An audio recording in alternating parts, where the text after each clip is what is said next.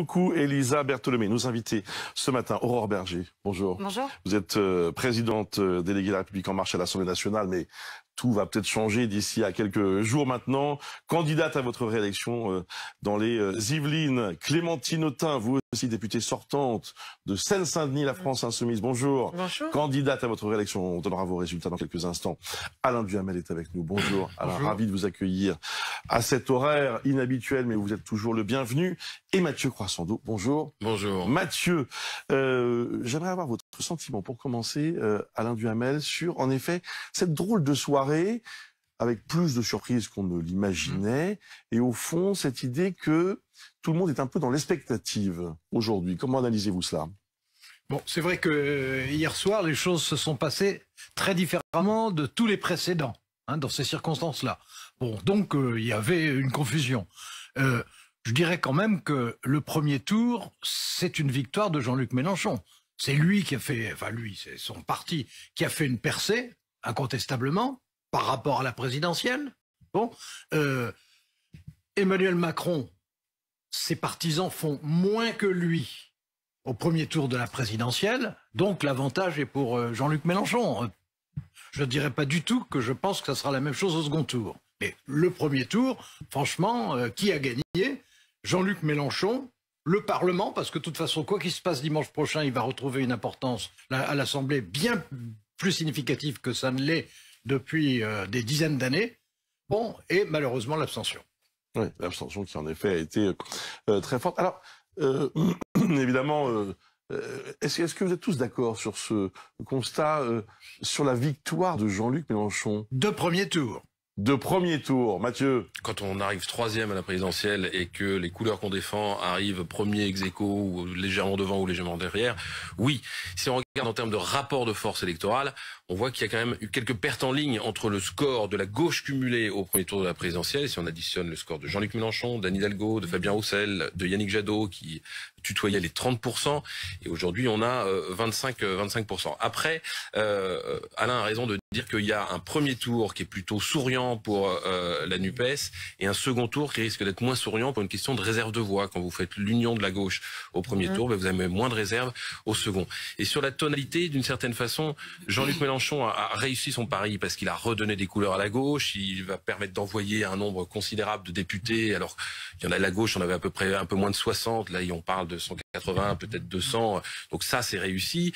Les figures qu'il a fait monter dans son mouvement vont être représentées à l'Assemblée, ça c'est réussi aussi. Il a redonné une forme de fierté, il a fait l'union de la gauche qu'on n'avait pas vu depuis 25 ans, tout ça c'est réussi. Après d'un point de vue personnel, je trouve que je l'ai trouvé un peu sombre hier, parce que Jean-Luc Mélenchon ne sera pas Premier ministre, qui était le slogan de sa campagne. Ah bon, vous avez déjà les résultats du second tour ? C'est très probablement. C'est très peu probable, sauf une énorme surprise. Il ne sera pas. Ajoutez un adverbe, Et il ne sera pas député non plus, puisqu'il ne s'est pas présenté. Donc ça c'est sûr. Il devient une forme de figure tutélaire de la gauche qui convoquera des conférences de presse pour s'exprimer. On sentait une forme de passage de témoin d'une certaine façon, une forme de legs. Le leg est plutôt réussi, mais je ne pense pas que ça puisse se permettre de décrocher, sauf surprise absolue, la majorité absolue.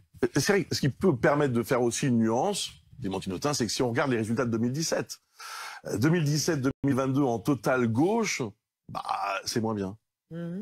Avec une participation équivalente, avec un ou deux points de moins. Regardez, 26% en 2017, 25,6% en 2022. C'est pas non plus, c'est pas une percée triomphale. Je vous signale qu'il y a quelques mois, ce qui se discutait sur les plateaux, c'était de savoir si la gauche était morte, terminée, si on n'entendrait plus parler. Donc je pense que c'est franchement une réussite, la NUPES. Certains disent la NUP, la NUPES. Je tiens au social, donc je vais dire NUPES ce matin. Non, je pense que c'est vraiment une victoire et difficile de se lancer quand même dans un second tour en faisant comme si les résultats étaient déjà connus. Moi, je ne partage pas ce point de vue. Et la réserve de voix... Vous pensez pouvoir obtenir la majorité absolue ? La réserve de voix, elle est chez les abstentionnistes. C'est-à-dire quand Mathieu Croissando dit il n'y a pas de réserve de voix, il y en a une et elle est immense, c'est celle des abstentionnistes. Donc, est-ce qu'on est capable dans la semaine de réveiller l'électorat, notamment jeune, ou des quartiers populaires, qui est celui qui s'est particulièrement plus abstenu entre la présidentielle et les législatives? Est-ce que là, cet électorat va sentir ressentir, j'ai même envie de dire, parce que je veux dire, il s'agit de politique publique qui touche à la vie quotidienne et comme me le disait une femme l'autre jour dans ma campagne à Sevran, elle me disait la crise, pour nous, elle est dans l'assiette. Donc il y a quelque chose de très viscéral, de très vital.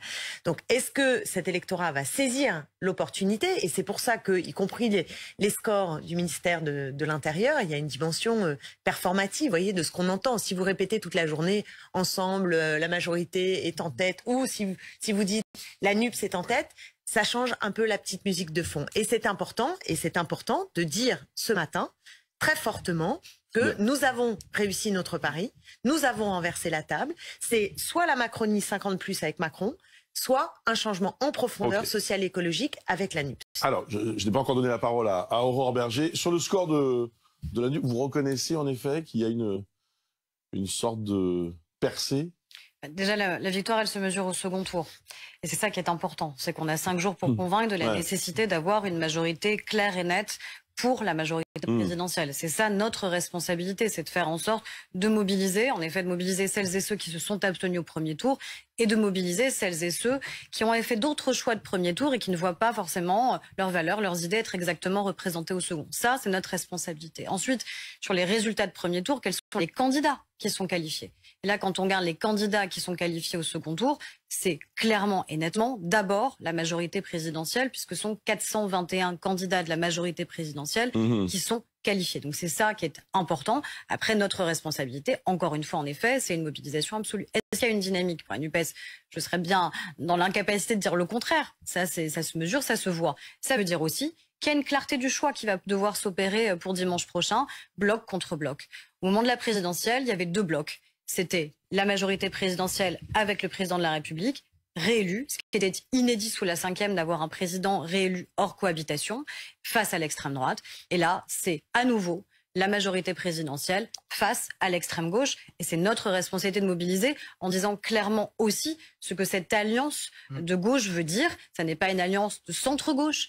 C'est une alliance insoumise, c'est une alliance de Jean-Luc Mélenchon qui a réussi, en effet, son pari d'asphyxier complètement le Parti socialiste, d'asphyxier complètement le Parti communiste et de faire en sorte qu'ils renoncent à des éléments qui étaient fondamentaux dans leur campagne présidentielle sur les enjeux laïques, sur les questions républicaines, sur le nucléaire, sur l'Europe notamment. Alain Duhamel?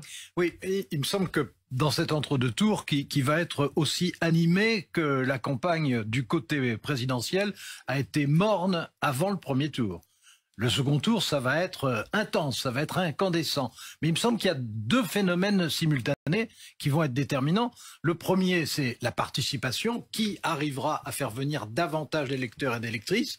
Mais le deuxième, c'est la conversion, c'est-à-dire la capacité à convaincre ceux qui ont voté pour d'autres partis, mais qui ont voté pour d'autres partis au premier tour, de se reporter vers la majorité sortante. Il y a les 2 phénomènes simultanés, et ce qui implique des types de réserves de voix différents. Et la réalité, c'est que au premier tour, la dynamique a été incontestablement du côté Mélenchon, et qu'au second tour, les réserves sont plutôt du côté d'Emmanuel Macron. On va regarder maintenant ce qui s'est passé pour les têtes d'affiche dans ce premier tour des législatives avec Benjamin Dubois. Ça donne quoi, justement? Racontez-nous. On va commencer avec les sortants, Bruce. Marine Le Pen, députée sortante, arrive largement en tête dans la 11e circonscription du Pas-de-Calais, avec plus de 56% des voix. Mais pour être élu dès le premier tour, il faut aussi obtenir un nombre de voix au moins égal à 25% du nombre des électeurs inscrits. Christophe Castaner arrive lui aussi en tête, mais il est au coude à coude, vous le voyez, avec le candidat de la NUPES dans les Alpes de Haute-Provence. Les battus à présent, Éric Zemmour est éliminé au premier tour. Dans la 4e circonscription du Var, il n'arrive qu'en 3e position. Guillaume Pelletier, vice-président de Reconquête, est lui aussi battu. Il était candidat dans la 2e circonscription du Loir-et-Cher, dont il était le député sortant. Stanislas Rigaud, lui aussi battu. Dans la 2e circonscription du Vaucluse, il n'arrive qu'à la 4e place. Jean-Michel Blanquer est aussi éliminé dès le premier tour. L'ancien ministre de l'Éducation nationale n'est que 3e dans la 4e circonscription du Loiret. Jean-Michel Blanquer qui sera l'invité de BFM TV à 10h dans quelques minutes pour sa toute première réaction. Concernant les ministres, 15 étaient candidats. Certains sont en ballottage favorable. Et la première d'entre eux, Elisabeth Borne, qui se présentait pour la première fois devant le suffrage universel, qui arrive en première position dans la 6e circonscription du Calvados. Elle devra l'emporter au second tour pour garder sa place à Matignon. Gérald Darmanin, ministre de l'Intérieur, est aussi en ballottage favorable. Il arrive largement en tête dans la 10e circonscription du Nord. L'ex-LR Damien Abad se qualifie pour le second tour avec 33,38% des voix dans la 5e circonscription de l'Ain. Gabriel Attal échoue lui de peu à se faire élire dès le premier tour. Le ministre délégué chargé des comptes publics arrive en tête dans la 10e circonscription des Hauts-de-Seine. Et puis il y a les ministres en difficulté. Clément Beaune, ministre délégué chargé de l'Europe, qui arrive en 2e position dans la 7e circonscription de Paris, derrière la candidate de la NUPES. Amélie de Montchalin, ministre de la Transition écologique et de la cohésion des territoires, qui est en 2e position dans la 6e circonscription de l'Essonne. Stanislas Guerini arrive, lui, derrière la candidate de la NUPES dans la 3e circonscription de Paris. Et puis très vite, les visages connus qui ont plutôt réussi. Manuel Bompard, qui a pour mission de prendre la suite de Jean-Luc Mélenchon dans la 4e circonscription des Bouches-du-Rhône. Il est arrivé très largement en tête au premier tour devant la candidate de la coalition présidentielle. Sandrine Rousseau, candidate de la NUPES, qui arrive en tête dans la 9e circonscription de Paris. Et puis enfin, Éric Ciotti dans la 1re circonscription des Alpes-Maritimes, qui brigue là-bas un 4e mandat de député. Merci beaucoup Benjamin. Alain Duhamel, on peut gouverner sans majorité absolue ? On peut, mais c'est drôlement difficile. Ouais. J'ai vraiment vécu de l'intérieur ce qui ressemblait le plus, c'est-à-dire en 1988. À l'époque, il ne manquait que une toute petite dizaine de députés. Là, il est parfaitement imaginable que, par exemple, il y ait une majorité relative, mais qu'il manque une trentaine de députés. C'est tout à fait imaginable. Et à ce moment-là, on ne peut pas se contenter, comme c'était le cas en 88, de faire la pêche aux voix marginales, scrutin par scrutin. Là, il faut forcément des discussions avec des partenaires. Alors, pas toujours les mêmes partenaires selon les sujets, mais ça devient extraordinairement difficile. Et soit dit en passant, pour arriver à mener cette gestion parlementaire ultra périlleuse, il faut quelqu'un ayant un sens politique remarquable, ayant des capacités d'expression publique confirmées, et je ne suis pas sûr que ça corresponde au cas actuel. Tous euphémismes, monsieur Duhamel. De la Première ministre, pour dire les choses clairement. Oui, très clairement, dans ma tête, très clairement. Alors attendez, c'est important cette est-ce qu'on se dirige pas finalement, vous parlez de clarté, une espèce de grand bloc de gauche, et puis en face, un grand bloc de centre et de droite. C'est ça, Mathieu ? Bien sûr, à son corps défendant, Emmanuel Macron vient de recliver la vie politique en 2 blocs. Lui qui se targuait d'incarner autrefois un petit bout de la droite et puis un petit bout de la gauche, et c'était d'une certaine façon facile. Quand il y avait que 17 députés insoumis et 25 socialistes, il pouvait toujours dire il y en a chez moi qui représentent une sensibilité de gauche. Aujourd'hui, si les projections qu'on fait autour de entre 160 et 200 députés de gauche sont à l'Assemblée nationale, ils incarneront mécaniquement la gauche, et Emmanuel Macron incarnera mécaniquement, ce qui est sa politique d'ailleurs, la droite, le centre droit. Et s'il compose, il devra d'abord composer au mieux à l'intérieur de sa propre majorité, parce qu'il a présidé tout seul avec un parti présidentiel qui était majoritaire à l'Assemblée. Demain, au mieux, il devra composer avec ses alliés du MoDem et Horizon Édouard Philippe, et au pire pour lui, il devra composer avec une force politique à l'Assemblée qui ne sera pas la gauche, vraisemblablement. Donc les Républicains ? Donc nécessairement les Républicains. C'est envisageable ? Mais moi, ce que je dis très clairement à nos électeurs et à ceux qui se sont abstenus, c'est qu'une majorité relative, ça n'est pas une majorité suffisante. Majorité relative, ça n'est pas une majorité qui permet de gouverner dans la stabilité, dans la cohérence, et sur le long terme, ça n'est pas vrai. Donc c'est la raison pour laquelle, encore une fois, on a besoin d'avoir une majorité absolue pour gouverner, pour la stabilité du pays. Après, on verra les résultats qui seront là dimanche devant nous et la nouvelle configuration politique que cela pourrait emporter. Mais notre responsabilité, c'est d'abord vraiment de marteler ce message-là, parce qu'il est vrai. Vous n'avez pas 36 000 choix non plus. On voit bien, c'est très intéressant, on voit bien la projection là en ce moment faite par Elab. Bon, vous n'allez pas vous allier avec le RN. Moi, ma responsabilité, c'est de faire en sorte, vous voyez, que le grand bloc qui est dessiné en jaune-orangé s'élargisse pour que dimanche soir, on ait en effet plus de 289 députés de la majorité présidentielle dans ces 3 composantes, évidemment, que sont La République En Marche, le MoDem et Horizon. C'est ça que nous devons réussir à faire, donc convaincre encore une fois les Français que cette élection elle est au moins aussi importante que l'élection présidentielle, qu'elle nécessite une mobilisation et une remobilisation de manière très nette sur les deux thèmes qu'évoquait Alain Duhamel, à la fois ceux qui ne sont pas allés voter, considérant que finalement cette élection avait moins d'importance que l'élection présidentielle, c'est faux, elle va déterminer l'avenir de la capacité à gouverner ou pas le pays, et celles et ceux qui ont voté pour d'autres candidats. Berger, pardon de vous dire ça, nous avons fait campagne sur le terrain, nous avons fait campagne en permanence sur le terrain, nous l'avons fait médiatiquement, le président de la République a dit clairement qu'il avait besoin d'une majorité pour agir et pour gouverner. Et là, la Première ministre, elle est candidate. Elle ne souhaite pas être élue Première ministre sans elle-même être candidate, se frotter au suffrage universel. Non. Bon. Il y a absolument un refus de faire campagne de la Macronie qui a refusé. C'est pour ça que je suis là devant vous. Non, mais le président de la République n'a pas voulu de cette campagne. Il n'y a pas eu de propositions claires qui ont été faites. Et on a le même projet que depuis l'élection présidentielle. Nous, on n'a pas fait de tripatouillage avec d'autres partis politiques en leur demandant de renoncer. Arrêtez avec vos éléments de langage. Mais c'est la vérité. Il y a 650 propositions cohérentes. Enfin, le Parti communiste a renoncé au nucléaire, Europe Écologie Les Verts a renoncé à l'Europe, le Parti socialiste a renoncé à l'universalisme républicain en acceptant. Mais c'est la vérité. Vous avez accepté à un moment de soutenir des candidats dont les propos, excusez-moi, et les parcours peuvent heurter un certain nombre de républicains. Et je crois que ça a heurté des personnes qui ont fait des parcours socialistes, des parcours de gauche assez exemplaires de notre pays, qui ont même été prévenus comme Bernard Cazeneuve. Donc ce sont des réalités quand même. S'il vous plaît. Racontez n'importe quoi, vous le savez bien sûr. Bernard Cazeneuve n'a pas dénoncé cette alliance. Vous voyez bien le problème que vous avez, y compris sur républicain par républicain. D'ailleurs, on le voit sur le second tour, c'est-à-dire que c'est complètement oscillant. Un coup, on nous tend la main parce que on est dans le camp républicain face à l'extrême droite. Et puis, quand ça n'arrange plus, on explique que il y a une partie de la NUPS qui ne serait pas républicaine. Tout ça n'a aucun sens. Mais vous racontez n'importe quoi. Taboufas, il est républicain pour vous? C'est républicain de dire que la police tue? C'est républicain de dire que la police tue? N'importe quoi. Jean-Luc Mélenchon a tenu ses propos ou pas?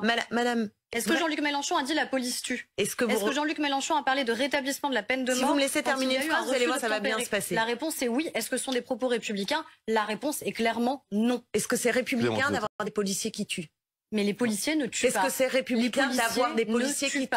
Il n'y a pas de personnes qui ont été tuées par des policiers alors qu'ils n'étaient pas. Ne tuent pas. Vous êtes capable de dire ça? Oui, je suis capable de dire ça, en effet, parce que je défends la police républicaine dans notre pays. Moi aussi, je défends la police républicaine et éthique. Non, précisément, c'est moi qui la défends. Faire un amalgame en disant la police tue, c'est invraisemblable. Dire qu'il y a un rétablissement de la peine de mort dans notre pays, quand il y a des policiers qui font face à des refus d'obtempérer une fois toutes les 20 minutes dans notre pays, c'est insupportable. Ce qui est inadmissible, mais inadmissible, c'est que en France, des policiers tuent, non pas dans un cadre de légitime défense. J'en ai eu un. Parce que là, vous le savez. Écoutez-moi, oui, je peux même vous le dire. Je peux même vous donner avant que l'enquête soit diligentée, vous le savez. Écoutez-moi, j'ai même un cas très précis. Il s'appelle Jean-Paul. Il est à Sevran. Et ce Jean-Paul a été tué. Et il y a une enquête qui a été menée. Elle a dit quoi? Eh ben non, ils ont tiré comme ça 2 balles. Quelqu'un qui dit la justice. Qu'a dit la justice, Madame Autain? Mais je vous dis que la justice. Dit la justice, parce que c'est la justice qui tranche. La justice qui tranche, c'est ni vous ni moi. Non, il y a l'IGPN. Excusez-moi, on a un problème avec l'IGPN. Moi, je veux bien un débat avec vous. Moi, je veux bien un débat avec vous sur la police. Mais dire aujourd'hui qu'il est faux que des policiers tuent de façon illégitime, des forces de l'ordre pour moi, ce n'est pas la défense, madame, ce n'est pas la défense d'une police républicaine éthique, et vous ne rendez pas justice pour les policiers. S'il vous plaît. Non, c'est un vrai débat. Vous ne rendez pas justice pour les policiers, vous les mettez même en grande difficulté. Parce que l'une des raisons, et notamment dans les quartiers populaires, voyez, de la relation extrêmement difficile entre les policiers et la population, elle est liée à l'impunité. Et l'impunité, elle vient de M. Darmanin et de votre gouvernement. Donc oui, ça me met en colère et j'estime que la police que je défends, c'est une police républicaine. Et je m'estime plus républicaine que vous en dénonçant l'illégitimité de policiers qui tirent. Sur le policier sur un plateau de télévision, c'est profondément irresponsable. Ne pas reconnaître les manquements. Et moi, je le dis aux électeurs qui, pour dimanche prochain, si vous voulez de l'ordre dans la rue et si vous voulez soutenir la police républicaine, ça n'est pas en diminuant ses moyens et ça n'est pas en tenant ce genre de propos qui sont c'est la droite qui a cassé la police de proximité. C'est la droite qui l'a cassée et qui l'a brisée. Et c'est faux de dire que vous donnez des moyens. Ça n'est pas vrai. Juste un mot, Alain Duhamel, avant qu'on fasse une toute petite pause. On voit bien ce qui risque de se passer durant cette semaine, dans des débats vifs, bien sûr, parce que l'enjeu est énorme, et peut-être la tentation pour Ensemble, La République En Marche, d'agiter des chiffons rouges. Je pense qu'il va y avoir des deux côtés des chiffons rouges qui vont être agités. Quand je dis je pense, j'en suis totalement certain. Je veux dire, on va avoir un entre-deux-tours aussi animé, pugnace et caricatural, parce que c'est inévitable, qu'on a eu un avant-premier tour soporifique, à la seule exception de Jean-Luc Mélenchon. Et pendant ce temps, j'ai trouvé que Emmanuel Macron jouait avec le feu en attendant si tard pour s'engager lui-même, et qu'en jouant avec le feu, il s'est un peu brûlé les doigts. On se retrouve dans quelques instants pour la suite du live. Merci de rester avec nous.